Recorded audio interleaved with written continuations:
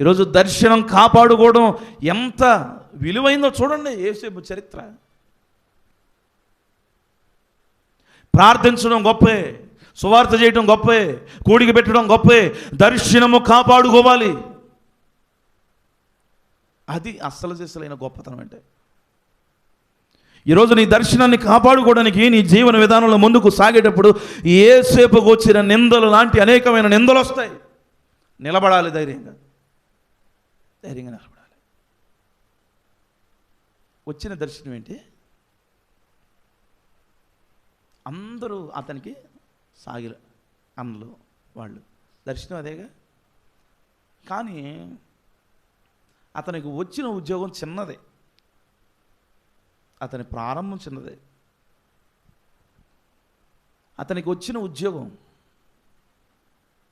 చాలా చిన్న స్థాయి ఉద్యోగం. చదువు 39వ అధ్యాయం ఆదికాండం 39వ అధ్యాయం మొదటి నుండి కొన్ని మాటలు మనం చూస్తే, యోసేపును ఐగుప్తునకు తీసుకొని వచ్చినప్పుడు ఫరో యొక్క ఉద్యోగస్తుడు, రాజ సంరక్షకుడు, సేనాధిపతి అయిన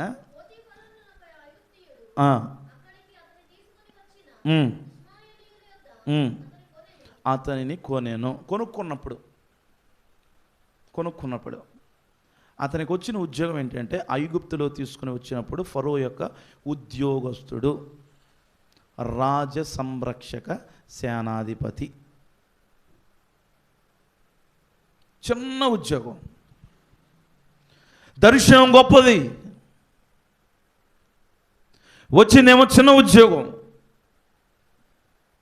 ఈరోజు చాలామంది జీవితాల్లో వాళ్ళు ఆశపడేది ఏంటంటే, ప్రార్థన చేయగానే గొప్ప ఉద్యోగం వచ్చేయాలి, లక్షల మూట వచ్చి కట్టి ఈ కళ్ళ ముందు పడాలంతే. ప్రార్థన చేయగానే అద్భుతం జరగాలి, ప్రార్థన చేయగానే రేత్రి ఇల్లు నిలబడాలి, ప్రార్థన చేయగానే అద్భుతం జరిగిపోవాలి. యోసేపు అట్లా దేవుడిని అడగల. దర్శనం కొరకు ఎదురు చూస్తున్నాడు, దర్శనం కాపాడుకున్నాడు. వచ్చిన ఉద్యోగం చిన్నదే, ఆ చిన్న ఉద్యోగంలో నమ్మకంగా ఉన్నాడు. ఈరోజు చాలామంది జీవితాల్లో నేను చేసుకున్న ప్రార్థన గొప్పగా అడిగేగా దేవుణ్ణి, కానీ ఏంటి చీపు? కలెక్టర్ ఉద్యోగం కోసం నేను ప్రార్థన చేస్తే కలెక్టర్ గారి దగ్గర పేపర్లు మోసేవాడిగా పెట్టాడు దేవుడు అని ఒకవేళ నువ్వు చీపుగా అనుకుంటున్నావేమో. ₹1,00,00,000 కానీ రూపాయి దగ్గర నుంచే లెక్క పెట్టాలి. నీ స్థాయి కింద నుంచే రావాలి. అతని ఉద్యోగం చిన్నది, చిన్న ఉద్యోగంలో జాయిన్ అయ్యాడు. యెహోవా యోసేపునకు తోడై ఉండి కనుక అతడు వర్ధిల్లుచు తన యజమానుడగు ఆ ఐగుప్తు ఇంట నుండెను. యోసేపును దేవుడు ఏం చేశాడంటే తోడుగా ఉన్నాడు. ఒక చిన్న ఉద్యోగంలో నమ్మకంగా సాగుతున్నప్పుడు యోసేపుకు దేవుడు తోడుగా ఉన్నాడు. ఎప్పుడైతే యోసేపుకు దేవుడు తోడుగా ఉన్నాడు, యెహోవా అతనికి తోడై ఉండిను, అతడు చేసినదంతయు అతని చేతుల్లో యెహోవా సఫలము చేసిననియు అతని యజమానుడు చెప్పినప్పుడు యోసేపు మీద అతనికి కటాక్షము కలిగను గనక అతడి యొద్ద పరిచర్య చేయవాడాయను. వచ్చిందేమో చిన్న ఉద్యోగం, వచ్చిందేమో ఒక సేనాధిపతిగా, కానీ నమ్మకంగా సాగాడు. దేవుడు యోసేపుకు తోడుగా ఉన్నాడు. యెహోవా అతనికి తోడై ఉండెను కనుక అతడు చేసినదంతయు అతని చేతిలో యెహోవా సఫలము చేశాడు గనక యజమానుడు దాన్ని చూశాడు గనక యోసేపు మీద అతనికి కటాక్షం కలిగి అతని యొద్ద పరిచారకుడిగా ఉండడానికి నియమించాడు. స్థాయి పెరిగింది, ఉద్యోగం పెరిగింది. ఈరోజు చిన్న ఉద్యోగంగా అనుకోవద్దు. యోసేపు స్థాయిని దేవుడు పెంచాడు. చిన్న స్థాయి నుంచి ఒక గొప్ప స్థాయికి దేవుడు తీసుకెళ్ళాడు. అలాగ సాగుతున్న వేళ అతడు యోసేపు మీద అతని కటాక్షం కలిగిన కనుక అతని యొద్ద పరిచార చేయుడు ఉండి మరియు అతడు తన ఇంటి మీద విచారణకర్తగా అతను నియమించాడు. దేవునికి స్తోత్ర. ఎక్కడి ఉద్యోగం అండి? ఎక్కడి చిన్న ఉద్యోగం?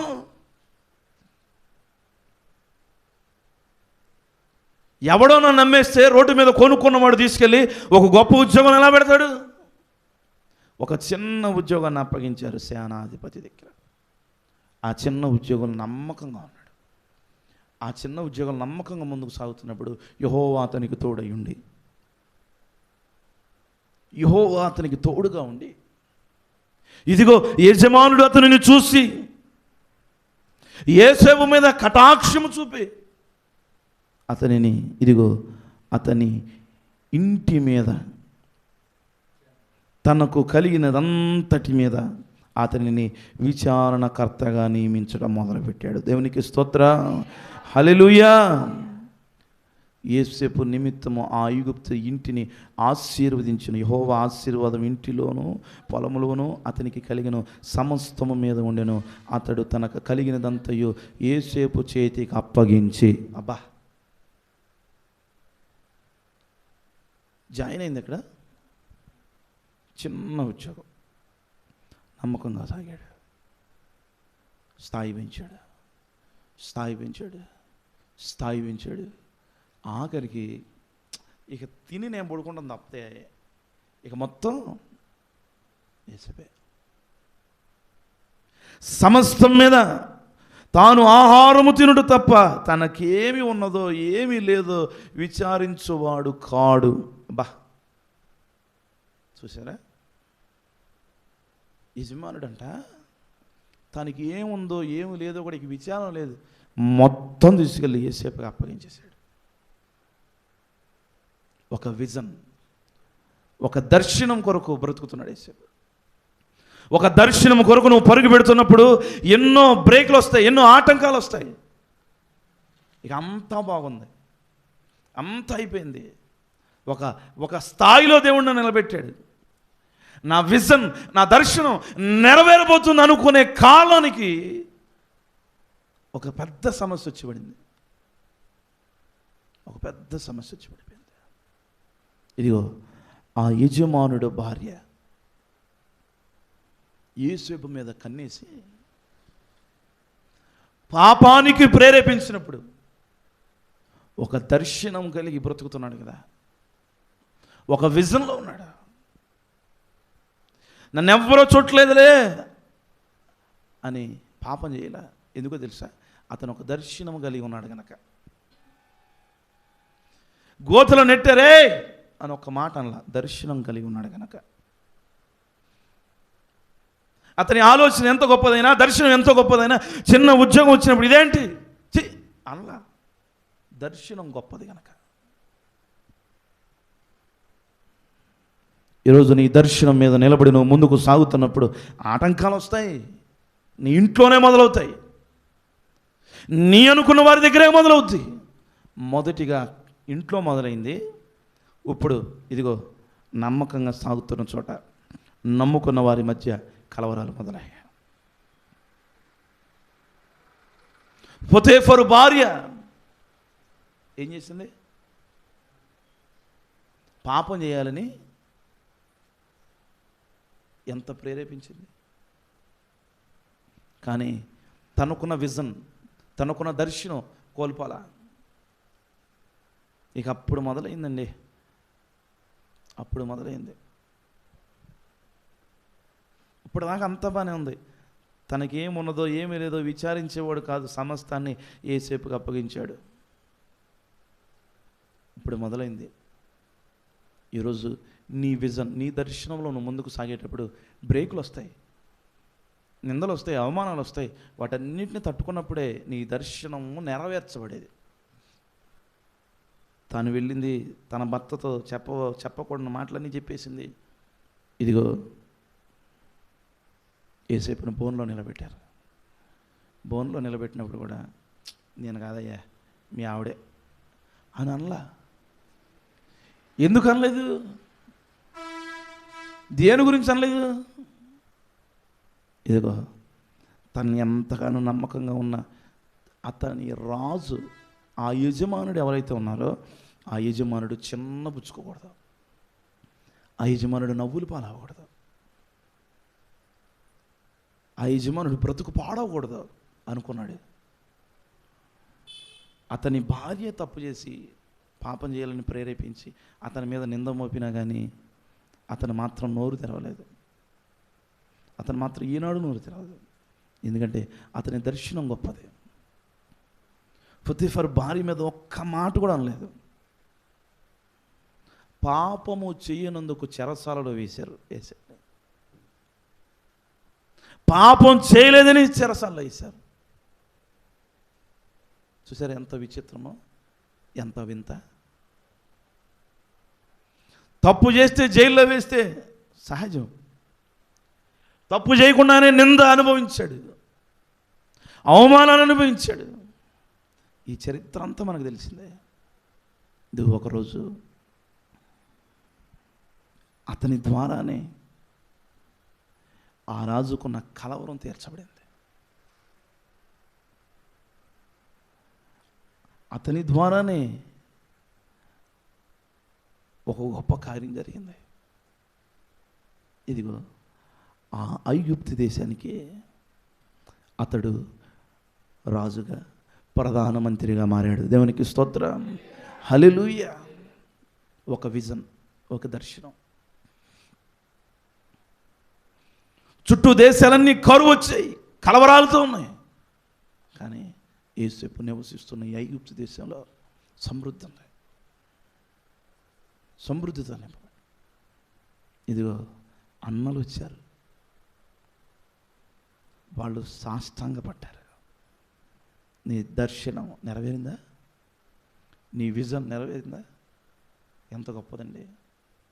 నీకు ఒక దర్శనం, ఒక గురి కలిగి నువ్వు బ్రతుకుతున్నావు.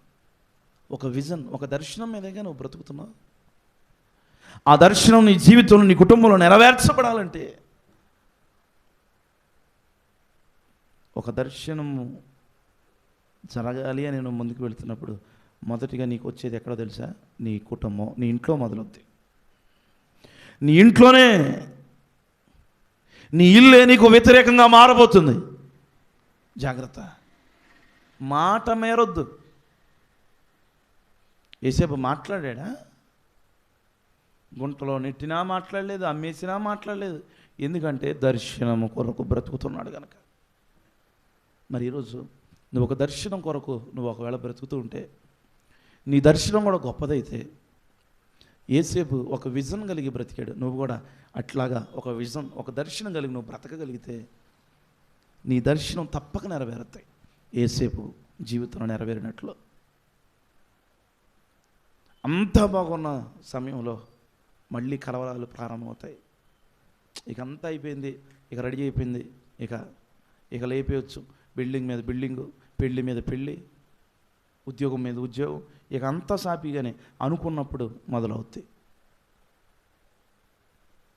కలవరపడద్దు. నీ దర్శనం గొప్పది. నీ దర్శనం నెరవేర్చబడాలంటే వీటన్నిటిని దాటుకుంటూ వెళ్ళాలి.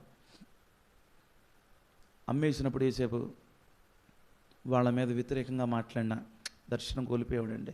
చరిత్ర లేదు, ఇక చరిత్రహీనుడిగా మిగిలిపోయాడు.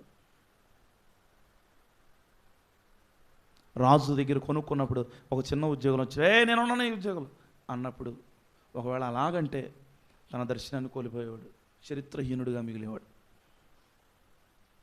ఎవరో చుట్టలేదులే ఏమేగా అని ఒకవేళ పాపం ప్రేరేపించినప్పుడు పాపంలో పడిపోయి ఉంటే దర్శనాన్ని కోల్పోయేవాడు, చరిత్రహీనుడిగా మిగిలేవాడు. బోన్లో నిలబెట్టినప్పుడు, నేను కాదు, నీ పెళ్ళమే చేసినంత, ఈ దౌర్భాగ్యాలు చేసినంత అని ప్రేరేపించింది ఇది అని ఒకవేళ మాట్లాడి ఉంటే అప్పుడు కూడా అతని దర్శనాన్ని కోల్పోయేవాడే. కానీ తన దర్శనాన్ని బట్టి, దేవుడిచ్చిన మాటను బట్టి, దర్శనం బట్టి నిలబడ్డాడంతే. దేవుడు ఏమైనా వదిలేశాడా? వదల్లా. ఏ దర్శనమైతే అన్నలు వెళ్ళి, బాబురే నాకు ఈ దర్శనం ఇచ్చాడు దేవుడు అంటే, ఏ అన్నలైతే హేళన చేశారో అదిగో అదే అన్నలు వచ్చి మోకాళ్ళు వేశారు. నీ దర్శనం గొప్పగా ఉండాలంటే, నీ దర్శనం నెరవేర్చబడాలంటే, నువ్వు ఒక దర్శనం కలిగి ముందుకు సాగుతున్నప్పుడు నీ ఇంట్లో మొదలవుతాయి కలవరాలు, నీ ఇంట్లో మొదలవుతాయి వ్యతిరేకతలు. ఈరోజు దేవుని పరిచర్య అనే ఒక దర్శనం కలిగి ముందుకు సాగుతున్నప్పుడు నా ఇంట్లోనే మొదలయ్యాయి వ్యతిరేకతలు, నా రక్త సంబంధంలో మొదలయ్యాయి వ్యతిరేకతలు, కుటుంబంలో మొదలయ్యాయి వ్యతిరేకతలు. వాటన్నిటినీ దాటుకొని ముందుకు సాగుతున్న వేళ ఇక అంతా బాగుంది, ఇక ఇబ్బందులు ఏవి లేవు అనుకున్నప్పుడు వేరే పరిస్థితులు, వేరే ఆటంకాలు, వాటన్నిటినీ పక్కకు నెట్టుకుంటూ ముందుకు సాగితేనే నీ దర్శనం నెరవేర్చబడేది. వాటన్నిటినీ దాటుకుని ముందుకు వెళ్ళినప్పుడే నీ దర్శనం నెరవేర్చబడేది. మరి ఈరోజైనా ఈ మాట వింటున్న తర్వాత అయినా మరియమ్మ గారి ఇంట్లో అత్యాశక్తితో ప్రార్థన చేసే గుంపులాగా మీరున్నారా? అదే ఇంట్లో ఉండి ప్రార్థనలు ఏకీభవిస్తూ దైవజనుడు స్వరం విన్నా రోదే ఆ చిన్నదాని స్వభావం కలిగి ఒకవేళ మనం ఉన్నామా? ఆ చిన్నదానికి కలిగింది ఏంటంటే ఆవగింజంత విశ్వాసం. సంఘంలో కొండంత ప్రార్థన ఉంది, చిన్నదానిలో ఆవగింజంత విశ్వాసం ఉంది. కొండంత ప్రార్థన గొప్పదా, ఆవగింజంత విశ్వాసం గొప్పదా? విశ్వాసం గొప్పది. ఈరోజు నువ్వు ఎంత ప్రార్థన చెయ్యి, నీ ప్రార్థనలో విశ్వాసం ఉండాలి. కొంతమంది గంటలు గంటలు ప్రార్థన చేస్తారు, తప్పని నేను అంటలే, చేయండి మంచిదే, కానీ ఆ ప్రార్థనలో విశ్వాసం ఉండాలి. కొంతమంది 10 నిమిషాలు ప్రార్థన చేస్తారు, విశ్వాసం కలిగి, గొప్పదే. ఈ ఫిబ్రవరి నెల ఈ మొదటి కూడికలో పరిశుద్ధాత్మదేవుడు చెప్పమంటున్నమాట, ప్రార్థన చేయండి, వాక్యం చదవండి, ఏమైనా చేయండి, నీ దర్శనం కొరకు పోరాడు. ప్రార్థన చేయడం ఈజీయే, కోడిక పెట్టడం ఈజీయే, సభ పెట్టడం ఈజీయే, సువార్త చెప్పడం ఈజీయే. దర్శనము నెరవేర్చుకోవడం చాలా కష్టం. ఆ దర్శనం నీ బ్రతుకులో నెరవేర్చబడాలంటే ఎంతో కష్టంతో కూడి ఉన్న పనది. మరి ఆ కష్టంతో కూడి ఉన్న పనిని ఇష్టంగా నెరవేర్చడేసి ఎంత నిందలు, కలవరాలు, కష్టాలు వచ్చినా కానీ ముందుకు సాగిపోయాడు. మరి ఈరోజైనా ఈ మాట వింటున్న తర్వాత అయినా నీ దర్శనం గొప్పదమ్మా, ఆ దర్శనం కొరకు నువ్వు ముందుకు వెళ్ళు. దేవుడు ఒక దర్శనం నీకు ఇచ్చాడా? ఒక గొప్ప స్థాయిలో ఉంటావని, ఒక గొప్ప ఇంట్లో నేను ఉంచుతారని దేవుడు దర్శనం ఇచ్చాడా? కానీ నిన్ను తీసుకెళ్ళి ఒక రైతు కుటుంబంలో పడేశారు నీ తల్లిదండ్రులు. పాలు పిసుకుంటూ కూర్చున్నావు నువ్వు. దేవుడిచ్చిన దర్శనం గొప్పదే, ఇదేంట్లే అని చెప్పి ఇక చిరాగ్గా పాలు తెపాలు ఆళ్ళ మీద కొట్టి ఈళ్ళ మీద కొట్టి నువ్వు ఉండమాక.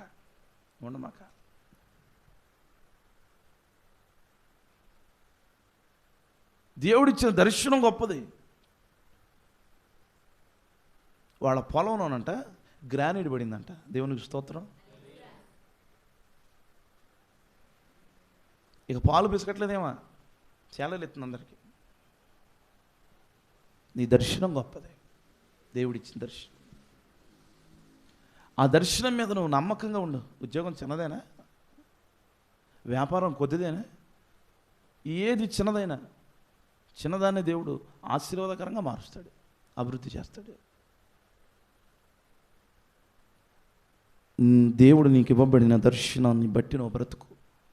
ఈ దర్శనం కొరకు నువ్వు ముందుకు సాగుతున్న నీ ప్రయాణంలో ఆటంకాలు మొదలవుతాయి. ఎక్కడో కాదు, నీ ఇంట్లో వ్యతిరేకత, నీ రక్త సంబంధంలో వ్యతిరేకత, ఇదిగో నువ్వు నమ్మకంగా సాగుతున్నప్పుడు నీ ఉద్యోగంలో వ్యతిరేకత, నీ యజమానుడి దగ్గర వ్యతిరేకత. ఈ వ్యతిరేకతలన్నిటినీ దాటుకుని నువ్వు ముందుకు సాగగలిగితే, ఇదిగో ఏ దర్శనం వచ్చిందని అన్నలకు చెప్పాడు యోసేపు, అదే దర్శనం అన్నలు సైతము మోకాళ్ళ నుంచి సాగిలపడి నమస్కరిస్తారు. ఎంత గొప్పదండి. ఇవాళ యోసేపు చరిత్ర మనం చెప్పుకుంటూ ఉంటే ఏదో అనుకుంటాం, కానీ అతని విజన్ చూడండి, అతని దర్శనం. మరి ఈరోజు ఈ మాటలు వింటున్న తర్వాత ప్రభు బలలో పాలు పొందే మనం దేని కొరకు మనం బ్రతకాలంటే నీ దర్శనాన్ని నువ్వు కాపాడుకోవాలి. నీ దర్శనాన్ని కాపాడుకోవాలి. ఈరోజు ప్రభు సేవలో ఇంతగా సాగుతున్న వేళ,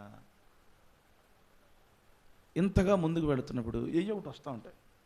ఇవి వచ్చిన నువ్వెంత, నీ బ్రతికెంత, బయట రా అని అన్నాను అనుకో, నా దర్శనం ఏం కావాలి? వాళ్ళు 100 మాట్లాడుతున్నారు, ఒక్క మాటన్నా అనకపోతే బాగోదేంలే అని ఒకవేళ నేను ఏదన్నా అన్నాను అనుకో, దర్శనం ఏం కావాలి?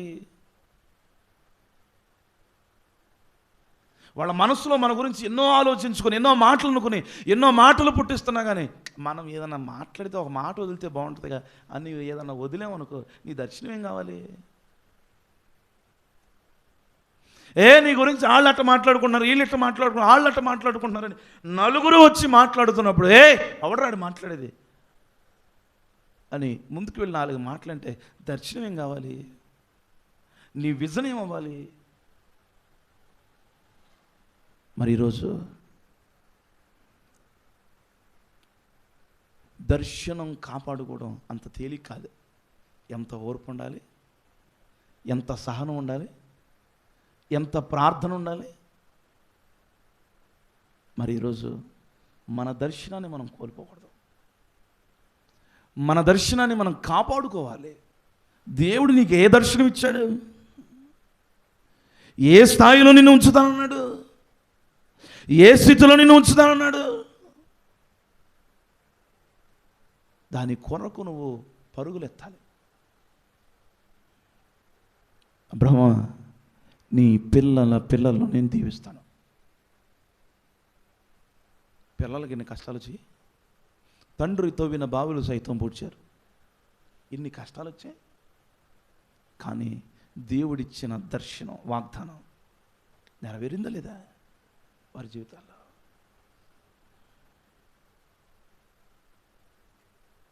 దేవుడు అవసరం ఉంటేనే అద్భుతం చేస్తాడండి.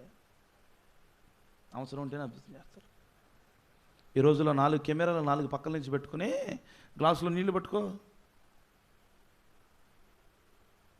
మొన్న ఒక వీడియో చూసా, చేతిలో నుంచిరా, ముక్కుల్లో నుంచిరా, చెవుల్లో నుంచిరా, ఏంటిది తెలియగలుగుతున్నా నేను. క్రైస్తవుడిగా నీకు బాగానే ఉంటుందేమో, నేను అన్ని కుటుంబాల నుంచి మారి దేవుని సువార్త ప్రకటిస్తున్నా, నాకెలా ఉంటుంది చూడటానికి?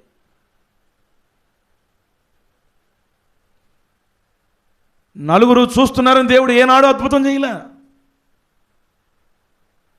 నలుగురు చూడాలని దేవుడు ఏనాడు ఆశ్చర్యకార్యం చేయలే. కానా విందులో అవసరం ఉంటేనే అద్భుతం చేశాడు. ఈ టేస్ట్ లేవు, ఈ పక్కన మారేసి, ఇగో ఇందులో నీళ్ళు పోయి అందులో పెట్టు అని అద్భుతం చేశాడు? చేయలే. అక్కడ కొరత ఉంది కాబట్టి అద్భుతం చేశాడు. దేవుడికి తెలుసు నీకేమి ఇవ్వాలో, ఏ ఉద్యోగం ఇవ్వాలో, ఏ స్థాయిలో ఉంచాలో, ఎక్కడి నిన్ను ఉంచాలో దేవుడికి తెలుసు. ఆయన అద్భుతం చేస్తాడు. అవసరాన్ని బట్టి నీ అవసరత ఎరిగి ఆయన అద్భుతం చేస్తాడు.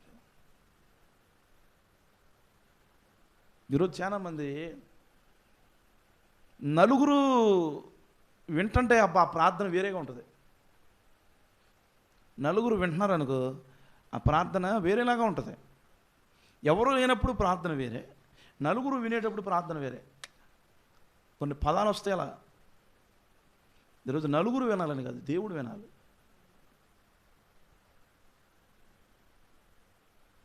ఒకవేళ ఎవరో వచ్చి తలుపు కొంటున్నారు, నా ప్రార్థన వినాలని ఆ ఇంట్లో ఉన్న వాళ్ళందరూ ఆశగా ప్రార్థన చేస్తున్నారు.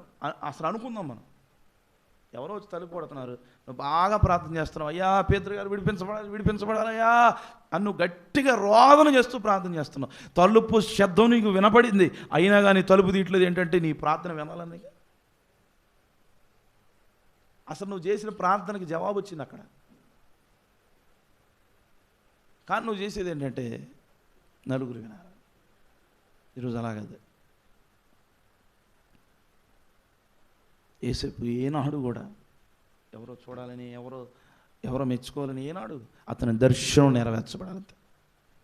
ఈరోజు దర్శనం కొరకు పరిగెడదాం, దర్శనం కొరకు ప్రాకులాడదాం.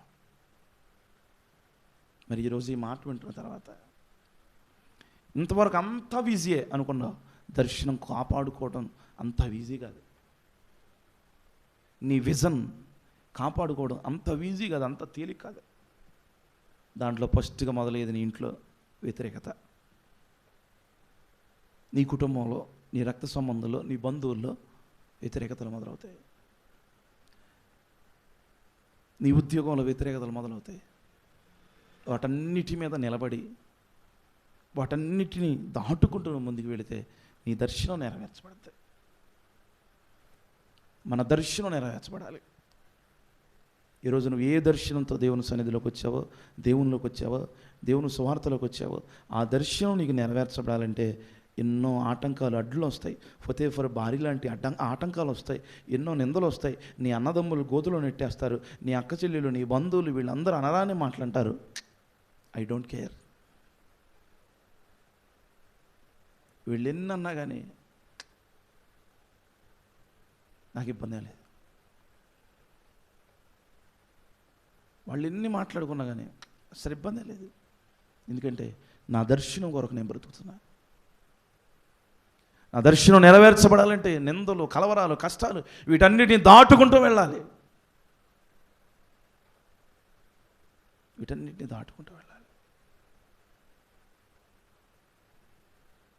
పాపం మన జోలికి రాకుండా మనం పాపం చేయలేదంటే భలే బ్రతికాడండి అని చెప్పుకుంటాం. కానీ పాపమే మన కళ్ళెదురుగా వచ్చి పాపం ప్రేరేపిస్తే పాపం చేయకుండా పక్కకు తొలిగాడు చూసారా, అదండి గొప్పతనం అంటే. ఏసేపు పాపం చేయలేదండి, అసలు ఎటో చూడలేదండి, ఎక్కడికి వెళ్ళలేదండి, ఎవరితో మాట్లాడలేదండి, గొప్పోడండి అని ఎందుకు చెప్తున్నావు తెలుసా? ఇదిగో పాపమే వచ్చి ప్రేరేపించి దా అన్నప్పుడు దూరంగా పారిపోయాడు. ఈరోజు నీ పిల్లవాడు, నీ పిల్ల అలా ఉందా? మన కుటుంబంలో పిల్లలు అలా జీవిస్తున్నారా?